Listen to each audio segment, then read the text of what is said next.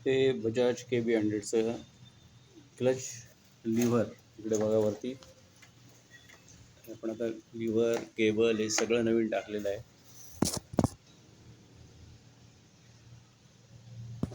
ही clutch cable आपली आलेली आहे इथे खालून, इथे बघू शकता.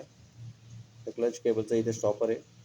केबल इथून स्टॉपरमधून पुढे आल्यानंतर इथे एक छोटी स्प्रिंग येते, क्लच रिटर्न स्प्रिंग म्हणतात त्याला, ती लावणं गरजेचं आहे. कंपनीकडनं ओरिजिनल केबल ही स्प्रिंग येते. त्याच्यानंतर हे बघा, हे क्लचचं बाहेरचं वर्म आहे, हे प्लास्टिक वर्म आहे. प्लास्टिक वर्मला इथं सेंटरला मार्किंग दिलेलं आहे वरती, हा उंचवटा दिलेला आहे. तसंच ही जी क्लचचं मेटल वर्म आहे, क्लचच्या मेटल वर्मला सुद्धा इथं मार्किंग दिलेलं आहे बघा. आपण झूम करून बघूयात. हे बघा, हे जे मार्किंग आहे आणि याचं हे मार्किंग, हे बघा, आणि क्लच वर्मचं हे मार्किंग, हे मार्किंग आणि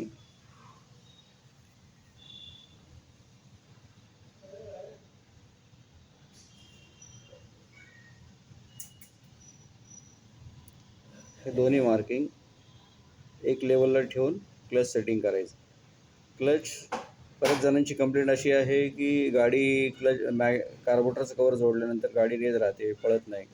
तर त्या केसमध्ये काय करायचं, हा जो सेटिंगचा स्क्रू आहे याचा हा लॉक नट 10 नंबरच्या स्पॅनरने लूज करायचा. त्यानंतर हा जो सेटिंगचा स्क्रू आहे हा बाहेर काढायचा. बाहेर काढल्यानंतर तुम्हाला ही दोन्ही मार्किंग मॅच होतील, हे मार्क आणि वरचं मार्क, हे दोन्ही मॅच होतील. मॅच झाल्यानंतर तुम्ही इथं बघू शकता की इथं किती डिस्टन्स आहे. हे जे तुमचं ऑइल पंपचं छोटं कवर आहे ते कव्हर आणि हे क्लच फॉर्मचं जे मागची जी खालची बाजू आहे याच्यामध्ये तुम्हाला भरपूर अंतर मिळेल.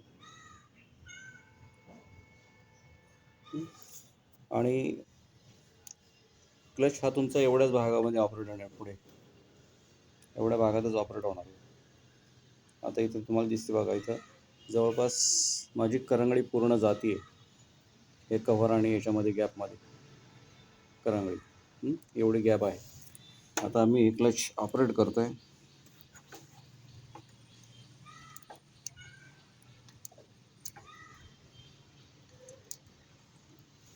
असा अडवू धरतो, पाहिलं, हा फ्री प्ले आहे एवढा. इथून पुढं क्लच ऑपरेट होतो आहे.